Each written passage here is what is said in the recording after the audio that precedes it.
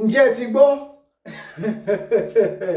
ṣé ẹ ti gbọ́ abẹ́ ti gbọ́ kí n gbé yín débẹ̀ kí n já yín sí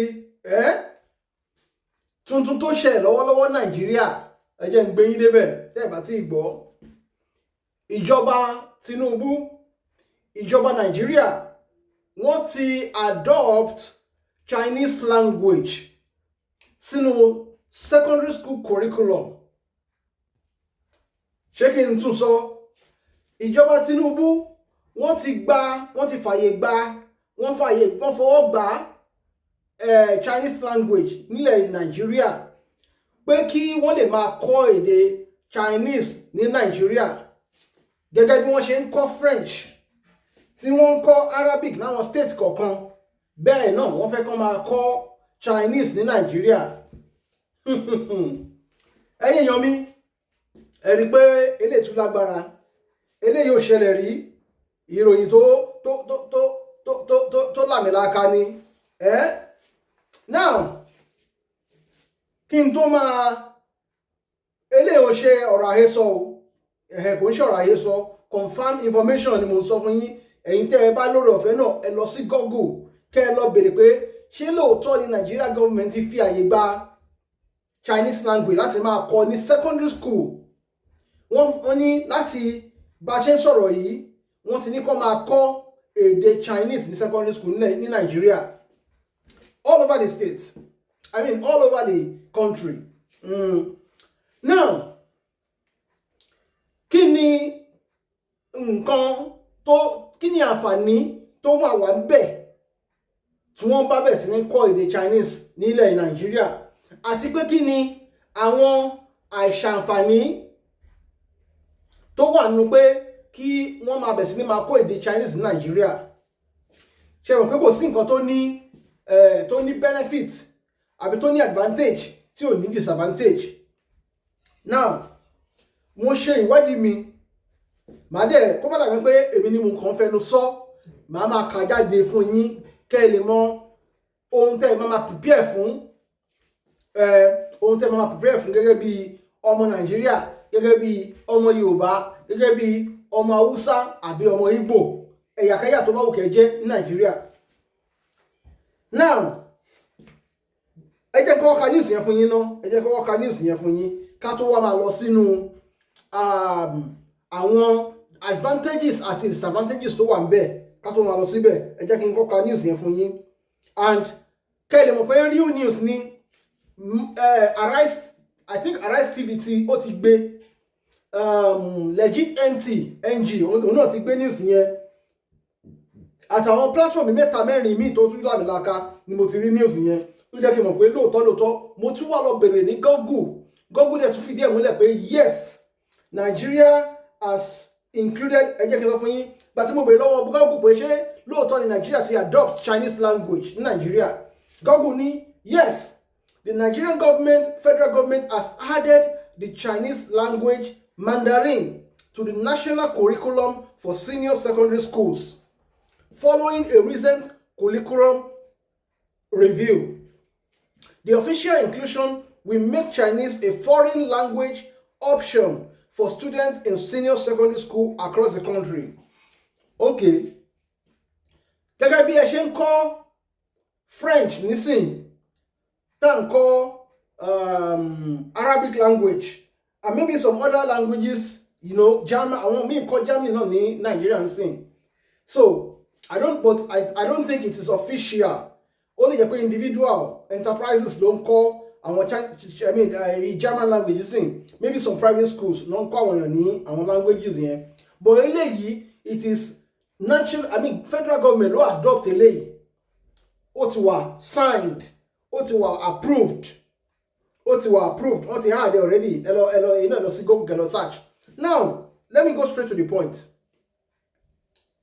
Kí ni ìdí tí wọ́n fi accept láti máa kọ́ èdè yìí àti nǹkan táwa rò pé ó ń ṣẹlẹ̀ ṣe mọ̀ pé okay Nigerian government sọ pé ìdí tí wọ́n fi allow láti máa kọ́ èdè yìí tó fi adopt èdè yìí ní Nigeria ni wípé okay wọ́n ní the Chinese language has been officially added to the senior secondary school curriculum after a review of the national curriculum. Language of instruction. Mandarin Chinese is the specific form of the language that will be taught. Okay. The purpose, the integration aim is to strengthen bilateral relations between Nigeria and China and to provide students with skills for a globalized technology-driven world. Ó túmọ̀ sí pé ó ṣeé ṣe tó bá jẹ́ pé bọ́n ṣe sọ yìí ó túmọ̀ sí pé ó ṣeé ṣe kí àwọn ọmọ Nàìjíríà tí wọ́n bá ní ìfẹ́ láti kọ́ èdè yìí tó bá dẹ̀ ń kọ́ ní school ṣe mọ̀ tí èèyàn bá fẹ́ choose subject ní school wọ́n máa choose pé eléyìí mo fẹ́ kọ́ eléyìí mi ò fẹ́ kọ́ eléyìí, so it's a matter of choice in this regard. But sometimes tí irú nǹkan báyìí bá ti ṣẹlẹ̀, you don't have to look at the current implications alone. You have to look at the future implications of that thing. And when I talk about future, I'm not even talking about 5-10 years from now. I'm talking about 30-50 years, 100 years from now. 30-50 years from now. What could happen? Now, anybody tó bá lọ́rọ̀ fẹ́ láti kọ́ èdè yìí, wọ́n máa ní àwọn àǹfààní kan. For example, wọ́n máa lè máa maybe ṣiṣẹ́ pẹ̀lú àwọn Chinese tó bá wà Nàìjíríà. Wọ́n lè máa ṣiṣẹ́ ní àwọn Chinese company kankan tó bá wà Nàìjíríà, àbí kán máa jẹ́ bí ambassador láàrin Nàìjíríà àti China. Then irú wọn náà tún lè wọ́n tún lè máa bẹ̀ sí ní máa kọ́wé ẹlòmíì náà ní Nàìjíríà tó jẹ́ pé tó bá ṣeé ṣe Chinese schools, Mandarin schools máa bẹ̀ sí ní máa wà Nàìjíríà. You know what that means? Amadebe. Now, another reason tó tún máa fi include nǹkan báyìí, wọ́n ní historical context. The conclusion of Chinese language in schools has been developing for some time, with initiatives like Chinese corners being established in schools to foster cultural and educational exchanges. Ó mì pé some of these things have been happening, and àwọn tó wá ṣe alágbàtẹrù ẹ̀, àwọn tó ń pè ní Chinese corners ni wọ́n ṣe alágbàtẹrù àwọn kìíní yìí, wọ́n ti ń ṣe tẹ́lẹ̀tẹ́lẹ̀. But this in Nigerian government àti Chinese government wọ́n ṣẹ̀ṣẹ̀ sign agreement yìí dáadáa ń sìn ni, ó ti wá wà official sìn. Okay, now ara nǹkan táwọn sọ ni wípé if you are able to learn this language as a Nigerian, tó bá jẹ́ oníṣòwò, ó máa rọrùn fún ẹ láti lè máa bá àwọn Chinese dákòwò fúnra ẹ. O need the third party àbí intermediary láàrin yín. O need anybody láti bá bẹ translate. Wàá lè máa lọ sí China, wàá lè máa transact, wàá lè máa bá bí yóò ṣe máa bá ṣe ń lọ sí London lénìí, táwọn lọ sí Canada lénìí, tó pẹ́ ẹ̀lẹ́mẹ́ àlọ́ ṣe business níbẹ̀ torí pé a gbọ́ èdè wọn, torí pé èdè English tí táwa ń sọ làwọn náà ń sọ. Ẹ má gbàgbé pé ìdí táwa fi ń sọ English lénìí Nàìjíríà ni pé torí pé àwọn kan ló colonize wa, ló fà tá fi ń sọ English lénìí, òun ló súnmọ́ adébítà wà yìí. Now, ṣé tó bá yá, ara nǹkan tèmi fẹ́ sọ lélẹ̀ yìí o, ṣé tó bá yá, ṣé kìí ṣe wípé èdè Chinese náà á tún padà dominate bí English ṣe dominate yìí? Ẹ jẹ́ ká jọ rò ó. Mo sọ fún yín pé tí èèyàn bá ń wo anything tí èèyàn bá rí bó ṣe ní advantage bẹ́ẹ̀ ló máa ní disadvantage. Now, when you are considering the advantages or disadvantages, what are the long-term advantages and what are the short-term, what are the short and long-term advantages and disadvantages of that particular thing? Bí ọ̀rọ̀ mi yé yín, kí ni àǹfààní tó wà nínú kíní nísìn àbí lọ́jọ́ iwájú? Okay. Now, mo ń bọ̀, a ti verify pé lóòótọ́ ni news yẹn ó legit. Now, ẹ jẹ́ kí n wá lọ ka àwọn ti sọ àwọn advantages kọ̀ọ̀kan tó wà ńbẹ̀ fún yín. Ẹ jẹ́ ká wá lọ síbi disadvantages tó wà ńbẹ̀. Disadvantages tó wà nínú pé kí a allow foreign language nílẹ̀ wa àbí ká adopt foreign language nílùú wa. Ẹ jẹ́ ká lọ síbẹ̀. Wọ́n ní adopting a foreign language can disadvantage a country by threatening its cultural and linguistic diversity. Ẹ má bínú fún ẹ̀yin tẹ́ bá gbọ́ òyìnbó rárá, èmi náà lè má lè túmọ̀ àwọn òyìnbó yẹn ní Yorùbá dáadáa ṣùgbọ́n màá gbìyànjú.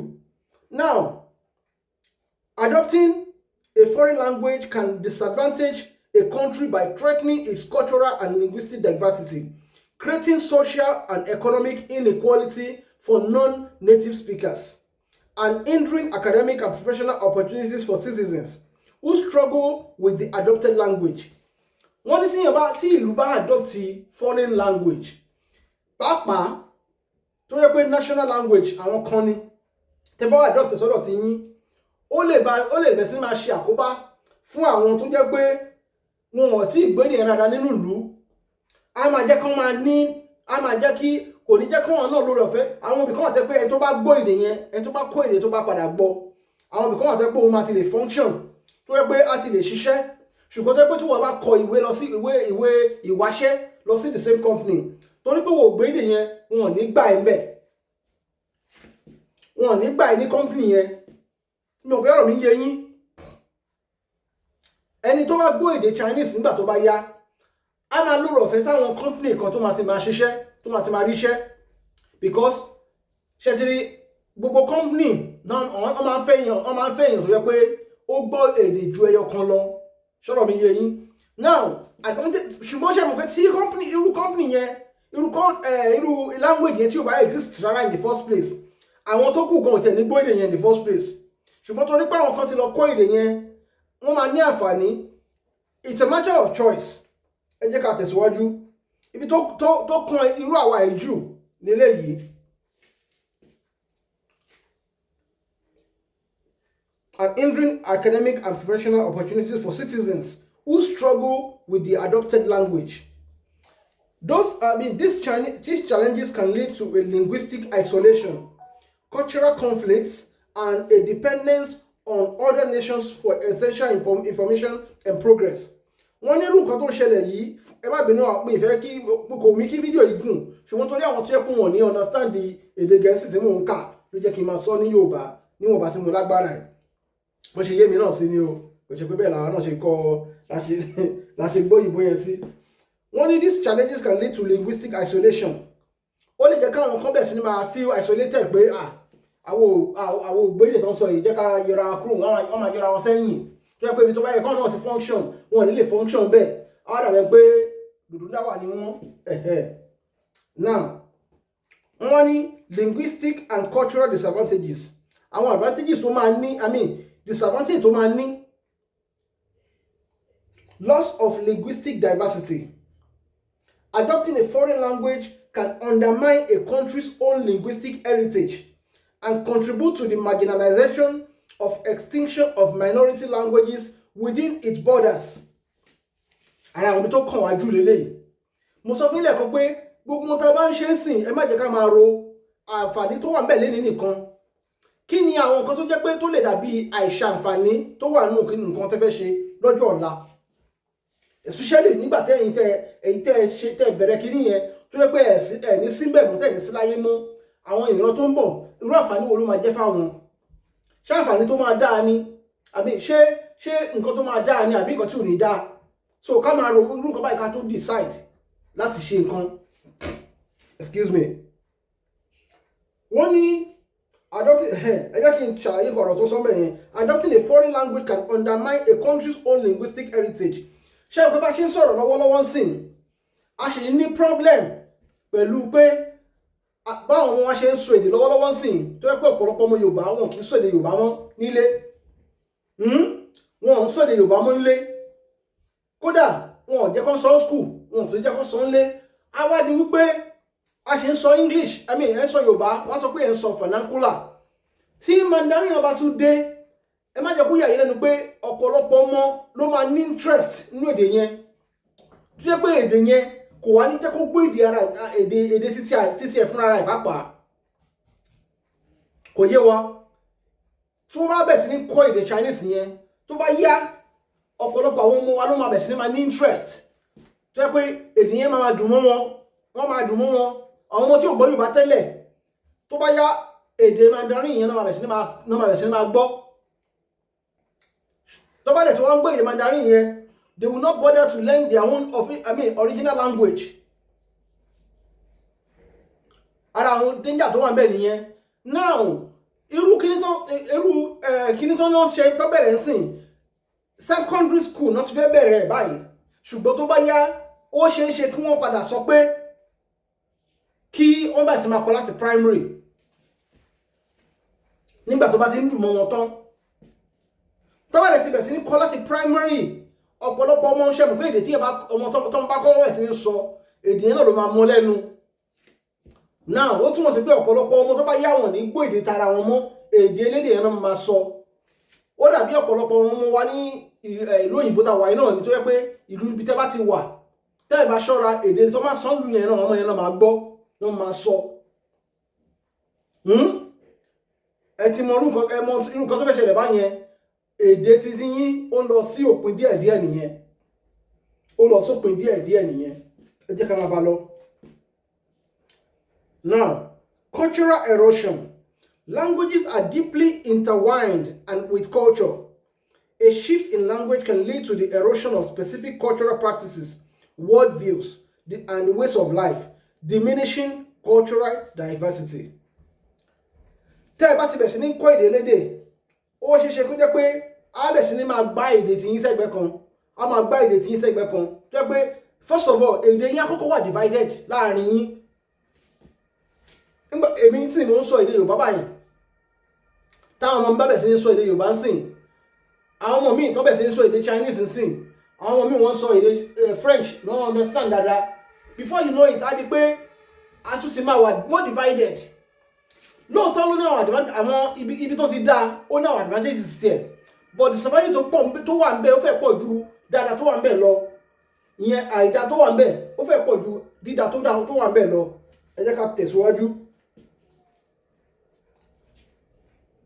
Social and economic disadvantages. Inequality and Africa yẹn. Okay. Increased cost and burden. Okay, ẹ jẹ́ kí n ka ilé fún yín náà. Inequality and social exclusion. Adopting a foreign language can create a hierarchy where native speakers of that language have an advantage, leading to linguistic discrimination and social exclusion for those who don't speak it fluently. Ẹni tó bá gbọ́ èdè nígbà tá à ń sọ yìí tó bá yá, àwọn tí ò bá gbọ́ dáadáa, á wá di pé táwọn ọmọ onílùú bá wà, àwọn ọmọ onílùú, táwọn ọmọ Chinese náà máa pọ̀ nílùú, táwọn ọmọ Chinese bá dẹ̀ ti pọ̀ nílùú, ìwọ tó yẹ kó ṣẹ̀fẹ̀ máa kọ́ èdè ni, àtàwọn tó yẹ kó ti ń sọ already, ó ṣeéṣe káwọn ọmọ àbẹ̀sí máa rí iṣẹ́ ṣe dáadáa jù ẹ́ lọ. Ó ṣeéṣe káwọn máa rí iṣẹ́ ṣe jù wọ́n tó yẹ pé ò tí gbọ́ èdè lọ. Now, ó máa bẹ̀rẹ̀ sí máa fa problem débi pé irú ìjà táwọn kan jà ní Ghana lọ́wọ́ ń sìn, táwọn kan complain pé àwọn ọmọ Nàìjíríà tí wọ́n ń gbaṣẹ́ àwọn ṣe, táwọn South Africa complain pé àwọn Nàìjíríà wọ́n ń gbaṣẹ́ àwọn ṣe, àfẹnukọ́ padà máa ṣe ìrọ̀ tiwa náà, táwọn ọmọ apariwo ń gbà yẹn tó bá yá pé àwọn Chinese tí wọ́n ń gbaṣẹ́ wa ṣe o, wọ́n jẹ́ àríṣẹ́ ṣe mọ́, iṣẹ́ tí ò fẹ́ kàn sí tẹ́lẹ̀, á tún wá ní gbẹ̀tẹ̀ ní wá rí kankan rárá mọ́. Okay. Ẹ̀yin lè máa sọ bóyá ẹ fẹ́ èdè yìí o, bóyá ẹ fẹ́ policy tíjọba tún gbé wá yìí o, àbẹ́ ẹ fẹ́, èmi kò máa sọ. Increased cost and burden. Developing and maintaining the infrastructure for teaching and promoting a foreign language can be a significant economic and resource burden on a country's government. Ṣé ẹ ti gbọ́? Ó túmọ̀ sí pé ọ̀nà kan tíjọba máa tún padà máa náwó sí lélẹ̀ tó bá tún yá. Tó bá tún yá, a rí pé kí ìjọba máa finance bẹ́ẹ̀ ṣe máa kọ́ language yìí. Lóòótọ́ mo ṣe sọ àló ní advantage tiẹ̀, ó ní advantages tiẹ̀, ṣùgbọ́n tó bá yá tí language bá padà di dominating language, ṣé kò ní pa àwọn èdè kan ní Nàìjíríà nílẹ̀ Yorùbá? Ṣé kò ní pa wọ́n nu? Okay. Educational and professional disadvantages. Academic barriers. A foreign language instruction, especially in higher education or complex fields like medicine and science, can create significant barriers for students who are not native speakers. impacting their academic performance and ability to benefit from educational programs. Àwọn tí ò bá kọ́ tí ó pé èdè yìí ò bá yé dáadáa táwọn náà dẹ̀ tó dẹ̀ ní láti attend àwọn classes kọ̀ọ̀kan tó jẹ́ pé èdè yìí ní ṣe ń bẹ̀ ṣe fún wọn máa fẹ́ ìdí rẹmi lọ́pọ̀lọpọ̀ wọ́n máa ní ìjákulẹ̀ lọ́pọ̀lọpọ̀ ara àwọn àìdá tó wà nínú èdè tó fẹ́ mú wà nìyẹn o.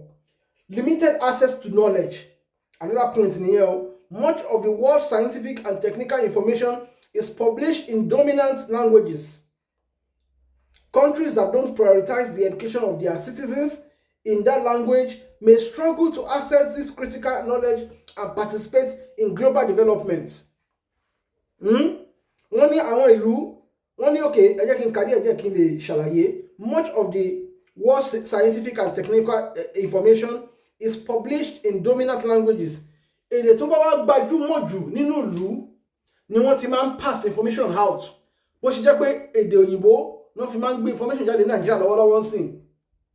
Tó bá dọjọ́ wájú, tó bá jẹ́ pé èdè yìí náà wá padà gbajúmọ̀ nílẹ̀ Yorùbá ní Nàìjíríà àbí nílẹ̀ Yorùbá náà ní ká pé èdè yìí náà fi máa gbé information jáde.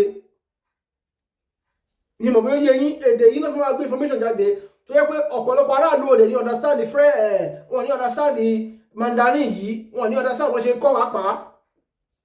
Okay. Potential for conflicts. Cultural conflicts. A dominant foreign language can clash with existing local languages and culture, leading to tension and conflicts within a multilingual nation. Okay. Ibi tí mo ń lọ bẹ̀ gan bẹ̀ lélẹ̀. Ẹ jẹ́ kí n tún kà kí n wá ṣàlàyé níwọ̀nba. Cultural conflicts.